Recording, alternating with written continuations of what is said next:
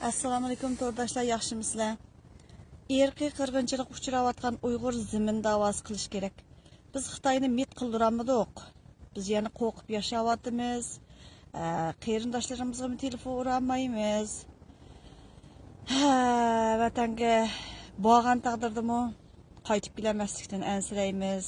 Alloh nimalarga qo'l qo'ydirib, xoin atilib qilishdan ansiraymiz.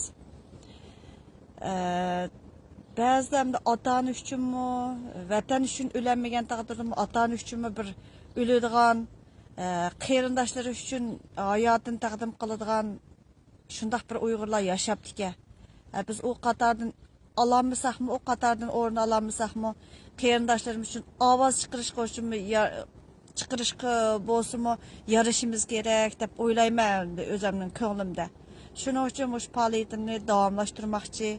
Qaçanğıca davamlaştırırsam şu vaqtgacha davamlaşdırman deb o'ylayman.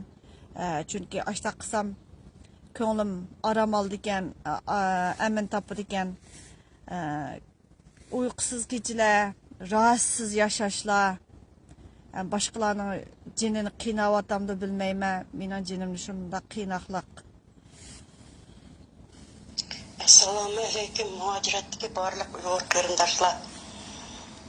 Mana bu yıl 2021 yılı Amerika hükümeti Xitaylarning biz Uyg'urlarga nisbatan ep berayotgan qirg'inchiligini irqiy qirg'inchilik deb tanidi ve qonun yüzde bunu itiraf qildi. Onun keyindan mana Kanada hükümeti mu irqiy qirg'inchilikni itiraf qildi. Endi biz Uyg'urlar nima qilishimiz kerak? Navbatda Angliya, Yaponiya o'xshash Avstraliya o'xshash cho'ng davlatlarningki bizningki Uyg'ur xalqi ustidan Xitoy kommunistlarining ep berayotgan qirg'inchiligini irqiy qirg'inchilik deb e'tirof qildirishimiz uchun barliq kuch-qudratimizni, barliq zehnimizni, barliq diqqatimizni mushunga qaratishimiz kerak. Burun biz her türlü faaliyetlerini barliq davlatlarda ep bordik. Endi barliq davoni faqat bir narsaga, o bo'lsinmi, irqiy qirg'inchilikqa markazlashtiraylik. Xitoy kommunistlari Uyg'urlar ustidan irqiy qirg'inchilik beryapti. Uyg'urninki maqsadi mustaqil Uyg'ur davlati va o'zining zaminini qaytarib olish. Xitoy kommunistlari tajovuzlik bilan bizning zaminimizni besib oldi. Mana şunu e'tirof qilamiz. Shuning uchun barliq muhojiratdagi Uyg'urlar, vatanimizdagi xalqimiz qirilib tugab ketmagan vaqtda hammamiz o'rnimizdan dast turib Xitoy kommunistlari Uyg'urlar ustidan irqiy qirg'inchilik qilib beryapti. Bizni yer yuzidan yo'qotib etib, bizning zaminimizni Jungo'nun ayrılmaz bir kısmı degan maqsadini amalga oshirmoqchi bo'lyapti deb o'rnimizdan dast turaylik. Bizning hammamizninki yuragimizning bir uchi vatanda, bir uchi o'zimizniki jinimizda. Shuning uchun qanday yo'sin bo'lmasin barliq chet eldagi Uyg'ur qarindoshlarim o'zimiz turishliq davlatlarning başlıklarga, prezident, premier ministerlarga, başkuruş aparatlarga, Europarlamentga, Birleşken Devlet Teşkilatlarga Uyghur ziminden Xitoy yo'qotmoqchi. Zimin bizning davoyimiz mustaqillik davosi degan shuarlar bilan barliq dunyo xalqiga murojaat qilaylik.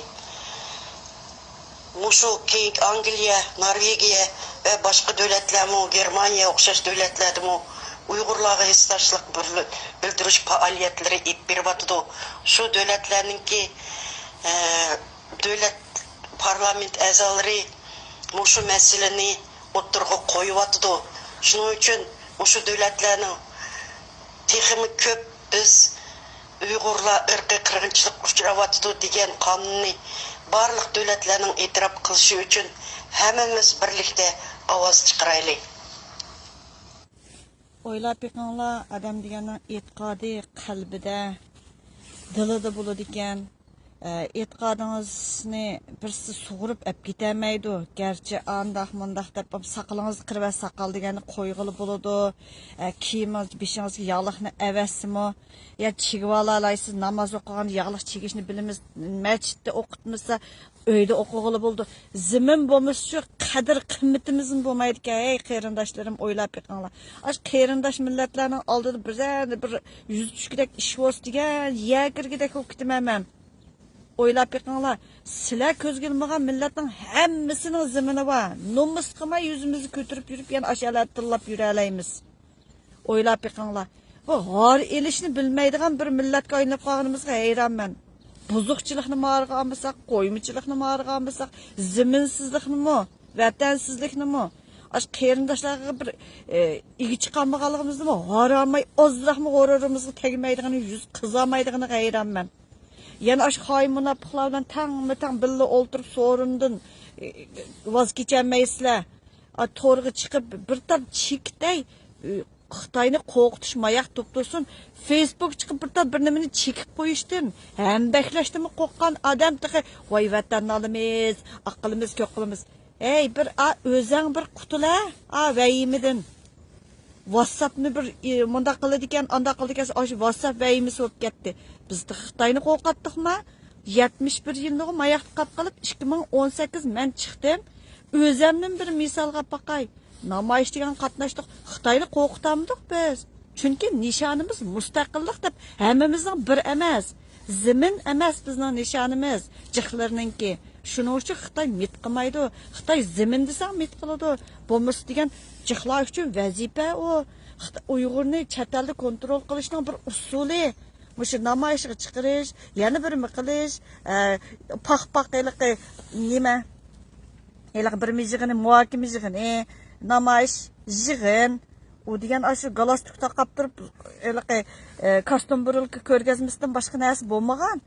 Agarda hammamizning nishoni mustaqillik, hammamizning nishoni zimin bo'lib qolsa, Xitoy qo'qamda butun dunyo anglaydi u vaqtida. Malaning maqsadi mustaqillikkan, ziminni ilishgan deb namoyish qilishgan emas. Kishilik huquq, inson haqlari emas. U yerdan pul elish emas, tashkilot qurish emas. Ziminga malaning g'imi deydi.